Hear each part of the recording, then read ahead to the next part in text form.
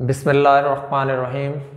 पाक garrison education system के अज़ीज़ तलबा व तालिबात, अस्सलामु अलैकुम। स्टूडेंट, आज हम 9th क्लास की फ़िज़िक्स का चैप्टर नंबर 2 और उसका टॉपिक नंबर 2.3 पेज नंबर 33 पे डिस्कस करने जा रहे हैं। तो आज का हमारा जो टॉपिक है वो है स्केलर एंड वेक्टर्स।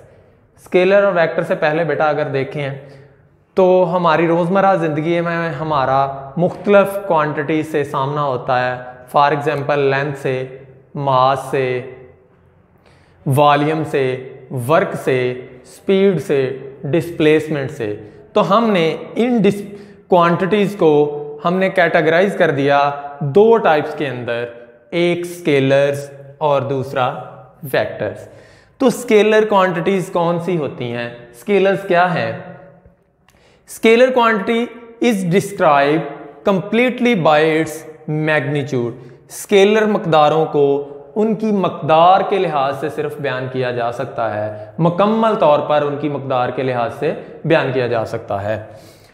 यानी कि स्केलर मकदारें वो मकदारें होती हैं जिनका अजहार मुकम्मल तौर पर उनकी मकदार से होता है, यानी कि उनको मकदार के लिहाज से बयान किया जाता है।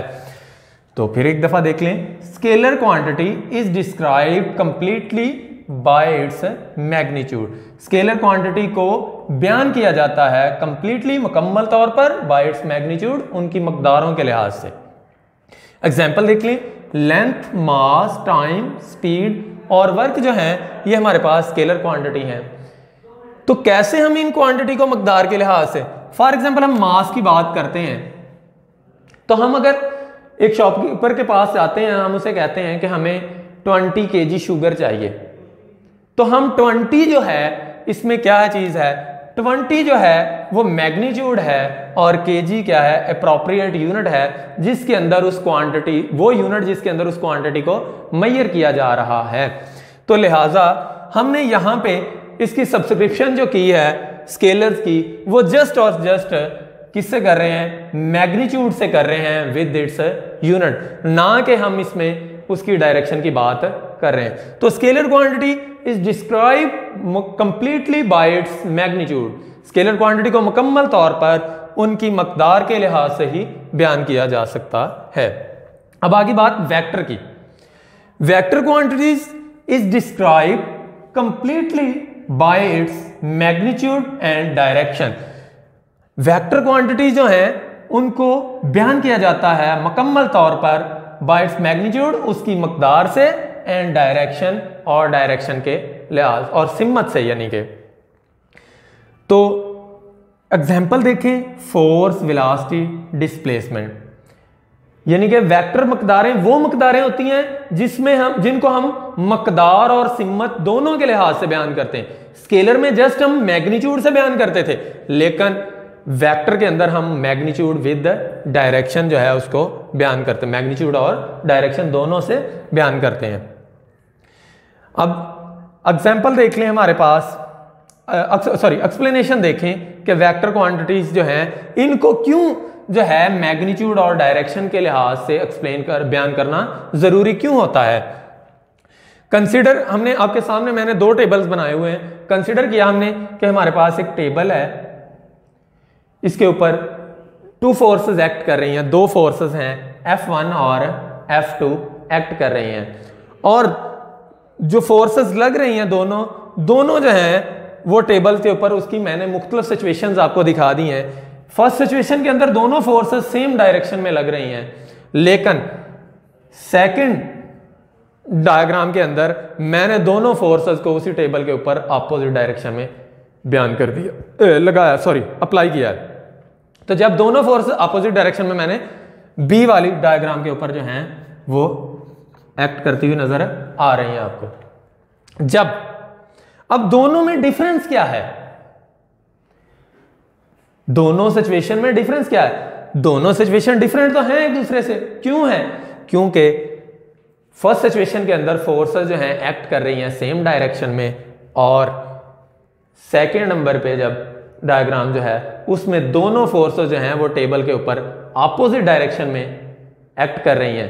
तो अगर हम फोर्स की बात करें तो फोर्स को हम सब्सक्रिप्ट कर सकते हैं, बयान कर सकते हैं किसके लिहाज से, डायरेक्शन के लिहाज से। विदाउट डायरेक्शन जो है वो हम सब्सक्रिप्ट नहीं कर सकते।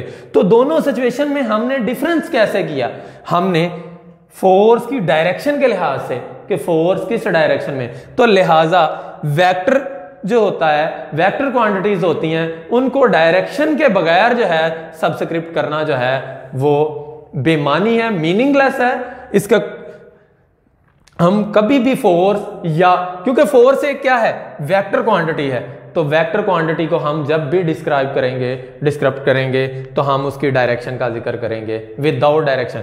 तो लिहाजा इन दोनों सिचुएशन में डिफरेंस क्या है कि फोर्स की डायरेक्शन जो है वो अपोजिट है, लिहाजा फोर्स को सब्सक्रिप्ट जो है वो डायरेक्शन के लिहाज से किया जा सकता है। अब बात आ गई रिप्रेजेंटेशन ऑफ वेक्टर।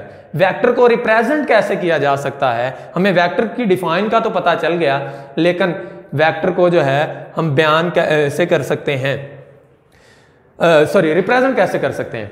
रिप्रेजेंट करने के वेक्टर को दो मेथड्स होते हैं। नंबर एक symbolically representation, number two graphically representation. Symbolically हम कैसे एक वेक्टर को रिप्रेजेंट करते हैं, सिंबॉलिकली रिप्रेजेंटेशन के लिए हम एक वेक्टर को रिप्रेजेंट करते हैं बाय बोल्ड लेटर्स, एक बोल्ड लेटर के जरिए, और put a bar over a letter, या फिर क्या करते हैं एक लेटर के ऊपर हम बार लगा देते हैं या लाइन लगा देते हैं या फिर क्या लगा देते हैं, एरो हेड लगा देते हैं, तो वो वेक्टर को सिंबॉलिकली फिर वो रिप्रेजेंट करता है वर्ड या लेटर। दोबारा देख लें, symbolically vector can be represent by a bold letter.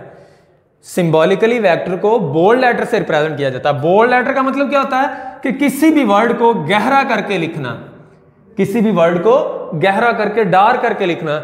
ये अर्ली एजेस में ये मेथड जो था इसको यूज करते थे। इससे ये होता कि टाइम वेस्टिंग भी होता था, पेज भी फट जाता था, इसलिए फिर इसकी जगह एक नया मेथड मुतारफ करवा दिया गया कि एक बार जो है उसको पुट कर दिया जाता है ओवर ए लेटर, लेटर के ऊपर। लेटर क्या है, वर्ड, किसी भी वर्ड इंग्लिश अल्फाबेट्स जो होते हैं या उनके ऊपर हम क्या करते हैं एक लाइन बार या क्या लगा देते हैं, एरो लगा देते हैं। जैसा कि मैंने आपको एग्जांपल में बताया है कि आप एक वर्ड है उसके ऊपर आपने क्या लगा दिया, बार लगा दिया, put a bar over a letter, तो वो किसको जाहिर करेगा, वेक्टर को जाहिर करेगा, लेकिन कैसे, सिंबॉलिकली।